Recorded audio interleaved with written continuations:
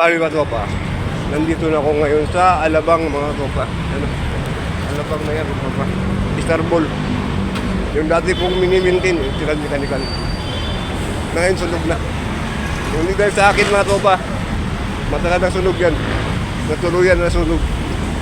Starball Alabang.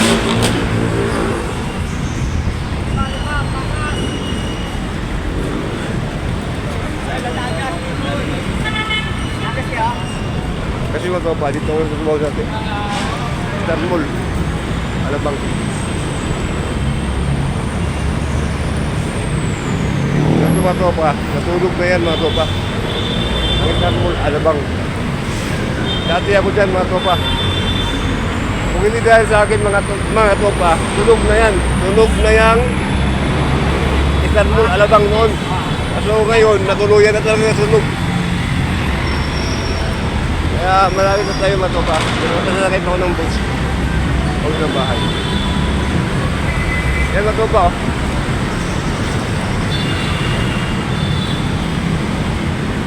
Kung nakita nyo, dito nakalagay dati yung Star Mall. Actually mga tropa, nung tumaw pa ako sa Star Mall, sa may bandang Bipad, second floor, doon nag-umpisa yung sunog mga, I mean, usok. And then dumating ako mga tropa sa HU. So nag-prevent ko agad yung usok. Pero natuluyan, sa ngayon mga tropa, natuluyan talaga ng sunog. Sunog talaga mga tropa. Kung nakita nyo, wala na talaga oh. Dito ako mga tropa, electromechanical technician ng Star Mall. Sa kayo kabila. Kaya mga tropa, kung nakita nyo, dyan ako pumapasok natin mga tropa. Electromechanical technician ako dyan mga tropa. Ngayon, kung nakita nyo, wala na mga tropa. Wala nang mood. Natuluyan nang wala mga katropa. Kasi nung trabaho ko rito mga tropa, Bipad, umusok. Tinakbo ko agad yung AC room para ma-prevent yung usok dito. Diba? Parang kung adik dito mga tropa sa tigil ko filtrator eh. Pero mga tropa, hindi ako adik ha. Nawala na talaga mga tropa oh. Kasi may bago tinayo. Pero hindi yan Vista Mall. Kasi yung Vista Mall mga tropa, kung nakita nyo, wala na talaga mga tropa. Yung Star Mall Alabang, wala na talaga mga tropa. Yung Star Mall Alabang, yan mga tropa, wala na talaga oh. Kasi mga tropa, nung dito pang nagtrabaho mga tropa, maintenance ako rito, electromechanical technician. Umusok yung Bipad sa second floor. Ang ginawa ko, tinakbo ko agad yung ASU para i-off yung motor. Kasi isang motor mga tropa, naipit yung pump fuse. So yung usok mga tropa, lumabas doon sa may Bipad sa second floor. So ang ginawa ko, umasok ako sa ASU room. At doon ko in-off yung breaker. Para yung motor, hindi na siya iikot pa. Kasi naipit na yung pump fuse, kaya usok na yung lumalabas o nag-Bipad. Ngayon mga tropa, kung nakita nyo, wala na talaga ang Star Mall.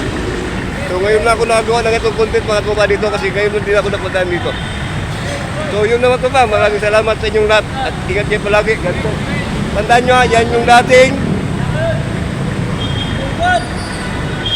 Star Mall.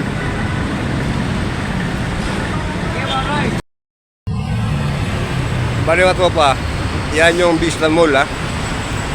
Yan mga tropa, malaking building yan mga tropa. Malaking commercial building yan.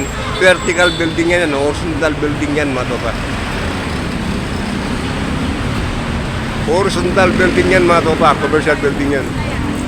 At alam mo ba mga tropa kung saan yung aming hideout? Alam nyo ba mga tropa kung saan ang hideout namin dyan sa engineering? Andun kami sa pinakataas mga tropa. Andun lahat ng maintenance dyan. Kung ngayon mga tropa, kung nakita nyo, wala na yan mga katopa. Sira na. Wala na talaga. Totally demolished. Dahil nasunog yan mga tropa. Pero sa engineering mga tropa, nasa pinakataas kami. At ako ang electromechanical technician dyan mga tropa. Ako nagpapagalan ng elevator, escalator, aircon, cooling system, AHU. Sa tuwing mapasok ko mga tropa, binubuksan ko palagi yung blower. May blower dito banda, may blower din dito banda. Tuwing mapasok ko sa umaga, ganun ginagawa ko dyan. Bali mga tropa, kung nakita nyo yan, ngayon pa lang ako nakakuha ng content. Saan ko na to? Dahil ngayon hindi ako nagpapal. Ganun kung nakita nyo. Wala na ang Vista Mall mga tropa, ang Star Mall.